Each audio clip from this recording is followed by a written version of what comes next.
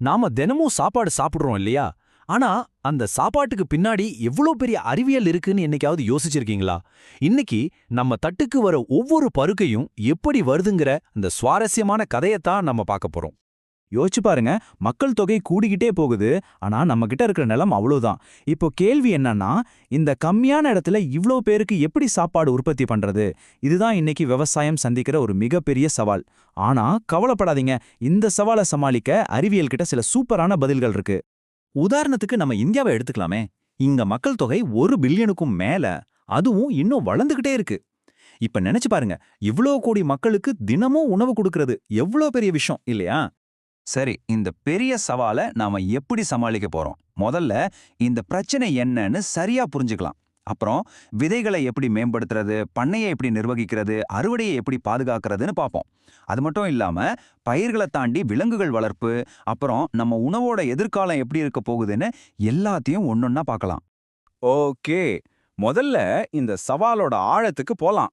இங்க விஷயம் என்னன்னா, வெறுமனே நிறைய உணவை உற்பத்தி பண்றது மட்டும் இல்ல, அதை நம்ம சுற்றுச்சூழலுக்கு எந்தவித பாதிப்பும் இல்லாம நிலைத்தன்மையோட எப்படி செய்யறதுங்கிறது தான் அசல் சவால்.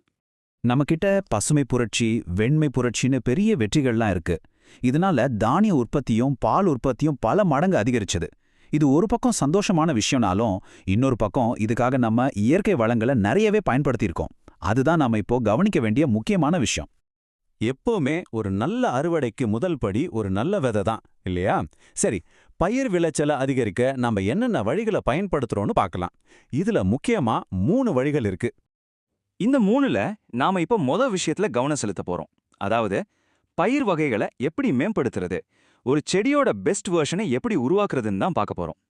அதுக்கு பயன்படுத்துற ஒரு முக்கியமான டெக்னிக் தான் கலப்பினம், அதாவது ஹைபிரிடைசேஷன். இது ரொம்ப சிம்பிள்.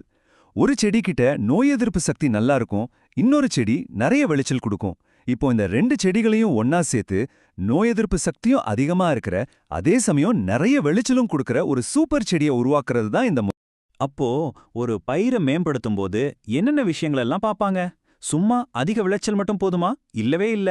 அதோட தரம் நல்லா இருக்கணும், நோய்களை வறட்சியெல்லாம் தாங்கணும், சீக்கிரமா அறுவடைக்கு வரணும். உதாரணத்துக்கு சில தானியங்களை குள்ளமா உருவாக்குவாங்க. ஏன்னா அப்போதான் அது காத்துல சாயாம நிக்கும், அதோட மொத்த சக்தியும் தண்டுக்கு போகாம தானியத்துக்கு போகும். இது மாதிரி நிறைய விஷயங்கள் இருக்கு. சரி, இப்போ நம்ம கிட்ட ஒரு சூப்பர் விதை இருக்கு. ஆனா அதோட வேலை முடிஞ்சிருச்சா? இல்ல. அந்த விதை நல்லபடியா வளர்ந்து வர்றதுக்கு நாம சரியான சூழலை உருவாக்கி கொடுக்கணும். அதுதான் பண்ணை மேலாண்மை. ஒரு செடி வளர என்னென்ன தேவை? அதுக்கு சாப்பாடு எங்கிருந்து கிடைக்குது? சுவாரஸ்யமான விஷயம் என்னன்னா, அது 3 இடத்துல இருந்து தனக்கு தேவையான சத்துக்களை எடுத்துக்குது. காத்துல இருந்து கார்பன், ஆக்சிஜன், தண்ணில இருந்து ஹைட்ரோஜன், ஆக்சிஜன், அப்புறம் முக்கியமான சத்துக்களை மண்ணுல இருந்து எடுக்குது. நாம எப்படி ஒரு பேலன்ஸ் டயட் எடுத்துக்கிறோமோ அதே மாதிரி தான் இதுவும். சரி, மண்ணுக்கு சத்து கொடுக்கணும். அதுக்கு நம்ம கிட்ட 2 ஆப்ஷன் இருக்கு. ஒன்னு இயற்கை உரம், அதாவது மேன்யூர். இன்னொன்னு ரசாயன உரங்கள், அதாவது ஃபர்டிலைசர்ஸ். இயற்கை உரம் மெதுவா வேலை செஞ்சு மண்ணை நீண்ட காலத்துக்கு வளமா வைக்கும். ஆனா ரசாயன உரங்கள் பயிருக்கு உடனடியா ஒரு எனர்ஜி பூஸ்ட் மாதிரி சத்துக்களை கொடுக்கும். ஆனா அதனால சில பக்க விளைவுகளும் இருக்கு. அது மட்டும் இல்லாம விளைச்சலை அதிகரிக்கவும் நஷ்டத்தை குறைக்கவும் விவசாயிகள் சில ஸ்மார்ட்டான டெக்னிக்கல்களை பயன்படுத்துறாங்க. கலப்பு பயிரிடுதல், ஊடு பயிர் முறை, பயிர் சுழற்சின்னு சில முறைகள் இருக்கு. அதெல்லாம் என்னன்னு பாப்போமா? இதுல ஓடு பயிர் முறைக்கு ஒரு உதாரணம் பார்க்கலாம். இங்க பாருங்க, ஒரே பயிரை மட்டும் பயிரிடாம 2-3 பயிர்களை வருஷம் மாத்தி பயிரிடுவாங்க. இதனால என்ன நன்மைன்னா, ஒரு பயிரோட தேவை இன்னொரு பயிரை பாதிக்காது. பூச்சிகள் ஒரு பயிரை தாக்குனாலும் அடுத்த வரிசையில இருக்கிற வேற பயிருக்கு அது பரவாது. மண்ணோட சத்தும் வீணாகாது. இது ஒரு சூப்பர் ஐடியா இல்ல? சரி, கஷ்டப்பட்டு ஒரு நல்ல பயிரை வளர்த்துட்டோம். இதோட வேலை முடிஞ்சதா? இல்லவே இல்ல. இது பாதி கிணறு தாண்டின மாதிரி தான். மீதி பாதி அந்த அறுவடைய கடைசி வரைக்கும் பத்திரமா பாதுகாக்கிறதுல இருக்கு. என்னென்ன ஆபத்துகள் வரும்?